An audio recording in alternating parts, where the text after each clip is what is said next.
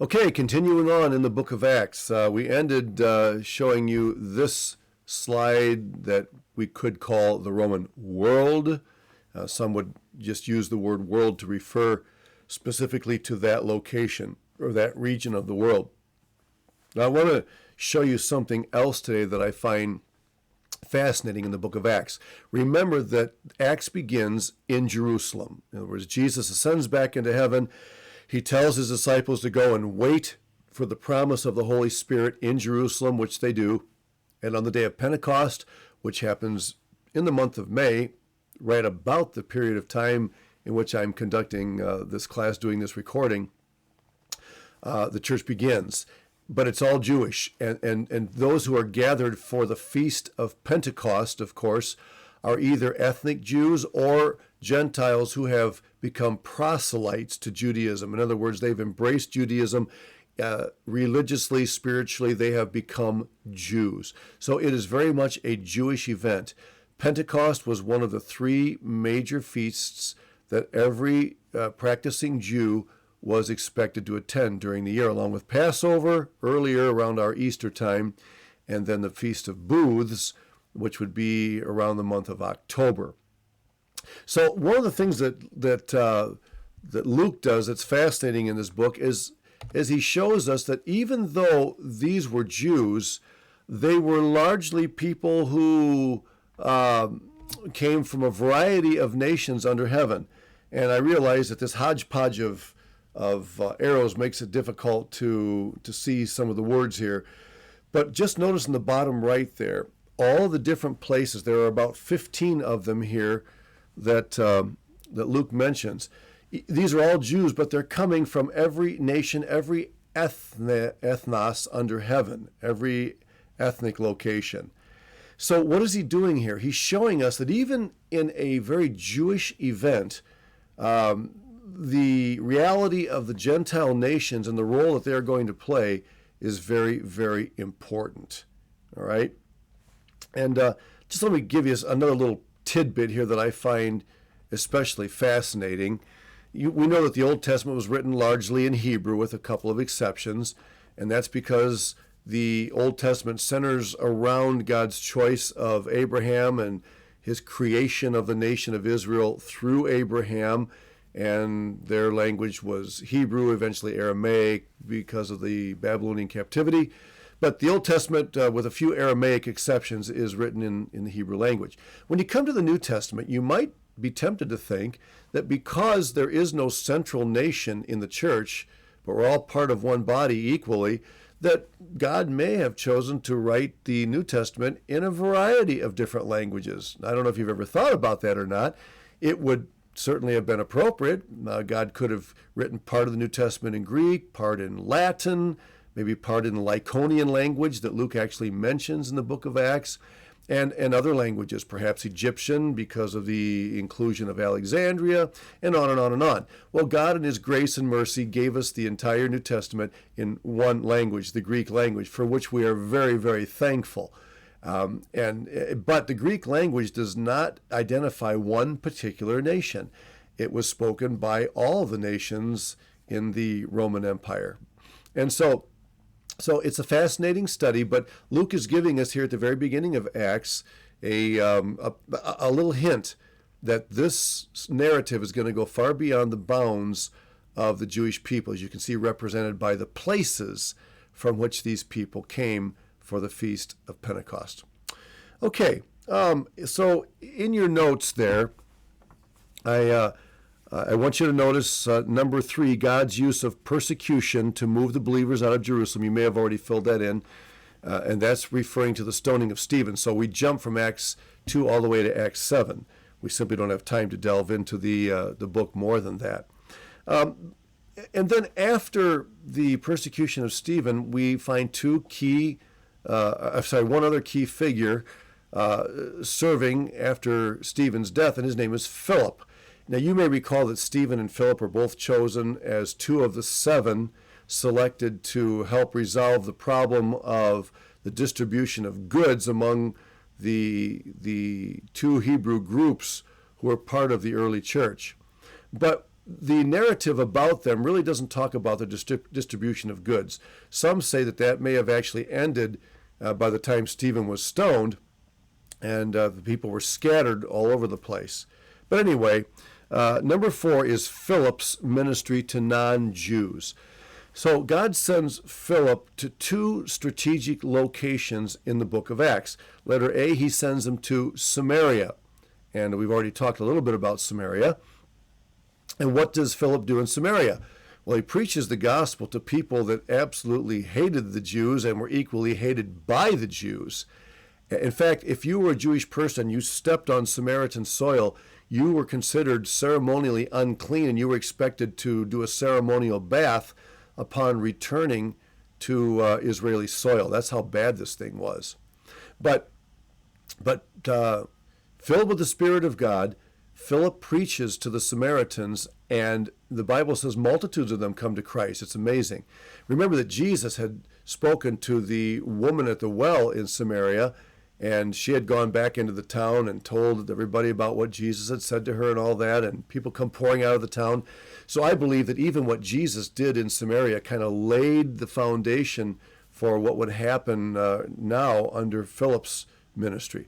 But the amazing thing is that right in the middle of that very, very successful ministry, God gets a hold of Philip and says, I want you to leave Samaria and go to a desert place called Gaza.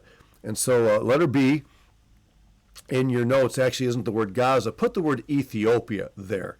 And the reason I want the word Ethiopia in that blank is because of the man whom Philip met. Now, he met him in Gaza, but the real point of the narrative here is not Gaza in and of itself. That's just a meeting point. The real point is that this man is from Ethiopia. Now, some have debated whether he was a Jew or a Gentile. He is the treasurer of the Ethiopian queen, and sometimes Jews actually served in positions like that. You remember Daniel served in the king's court in Babylon, and Joseph served in Egypt. And so some suspect that this man may have actually been a Jewish person, and that's the reason why in Acts chapter 8, he's coming back from Jerusalem. He had been to Jerusalem for one of the feasts, and he comes back confused about what Isaiah 53 is talking about. That's the suffering servant passage, where Isaiah says that the Messiah was despised and rejected of men, a man of sorrows, acquainted with grief. It pleased the Lord to bruise him and all that. And this man had been reading that. He probably had encountered that in the synagogue. They were probably reading that passage during the feast time and debating, who that's talking about. So in God's providence, Philip meets him in Gaza, and this man becomes a Christian and goes back to Ethiopia. And even though the narrative doesn't tell us, the idea is that he goes back there and actually, becomes a member of a church, or perhaps even starts a church there that begins to grow in Ethiopia. By the way, Ethiopia is North Africa. You can't see that well on this map, but it's further down to the south, but it is part of North Africa. And when you study Acts, you actually come into contact with several strategic places in North Africa where God saved people and used people to build his church. And again, if you study the book of Acts with me, we'll spend a little more time mentioning those places. So letter B should be Ethiopia in your notes. Then number 5 is Paul's early ministry. Okay, so in chapter 9, we switch to the Apostle Paul. And of course, what Luke is doing here in Acts 9 is revealing to us the individual who will spearhead the launching of the gospel from Antioch all throughout the Roman world. Paul becomes the key man. He doesn't do it by himself, but he is definitely a key leader in the early church. And we read about 2 gaps, and that's the next blank there, Paul's early ministry, 2 gaps in his early Christian experience. Now, I just mentioned this because sometimes when we read the book of Acts, we think it's all about the Apostle Paul, and it really isn't. Acts is not a biography of Paul. It contains biographical information about Paul, but Acts is a biography of the early church. Paul is mentioned, but there are two big gaps in Paul's life that really are not discussed by Luke in Acts. And the first one, you can see there, letter A, is between Acts 9:22 and 23. That's when he leaves Damascus after he's first saved, and instead of going to Jerusalem, he actually goes to Arabia, or specifically Nabatea, which is on the other side, the east side of Jordan River. And he spends about 3 years there or so before he finally goes up to Jerusalem. And really, nothing is said in Acts about his ministry there. Now, I've given you a couple of other passages, there, Galatians 1 and 2 Corinthians 11, because there, Paul does fill in a little bit of information about what was going on during that period of time, and you can read that on your own. But number one, he spent most of this time in Arabia. The blank there is Arabia. Now, I put Nabatea in parentheses because the larger region beyond the Jordan to the east, it was known as Arabia, but there were smaller countries there that also had their own independence. It's kind of like somebody asking me, where are you from? And I would say, well, or where do you work? And I would say, well, I work out in the Des Moines area. You know, I'm from Ohio. If somebody in Ohio asked me where I teach, I'd say, well, out in Des Moines. Well, you say, hey, that's not right. You're actually teaching in Ankeny, which is a suburb of Des Moines.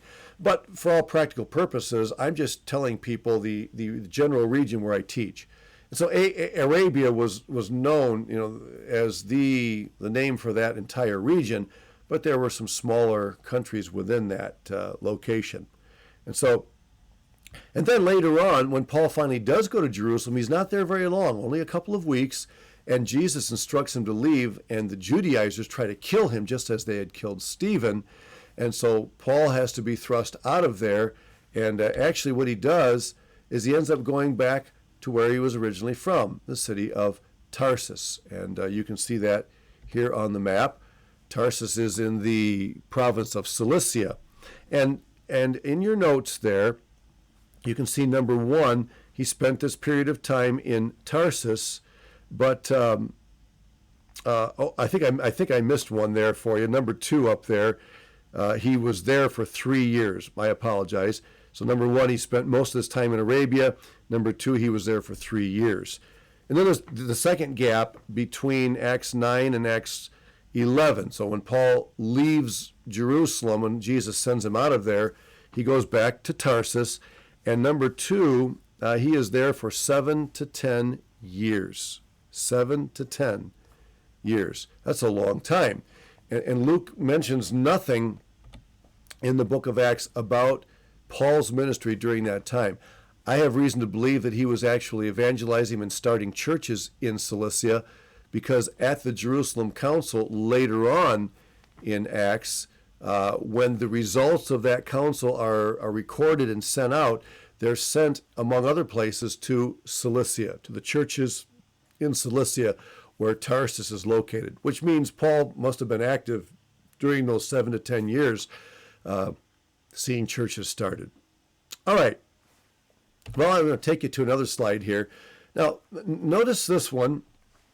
You might think that as the gospel expands from Jerusalem, that Jerusalem would be the likely candidate to found the church in Antioch. Now, on this map, up there at the north end of that blue and gray line, you see Antakya, and that's modern day Antioch.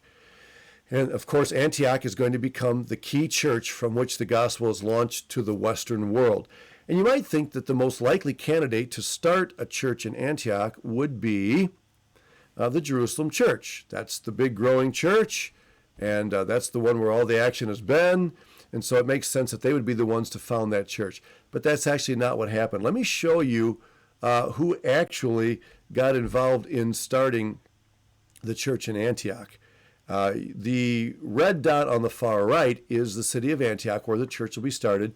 But these other two dots represent places from which the founders of the church in Antioch came.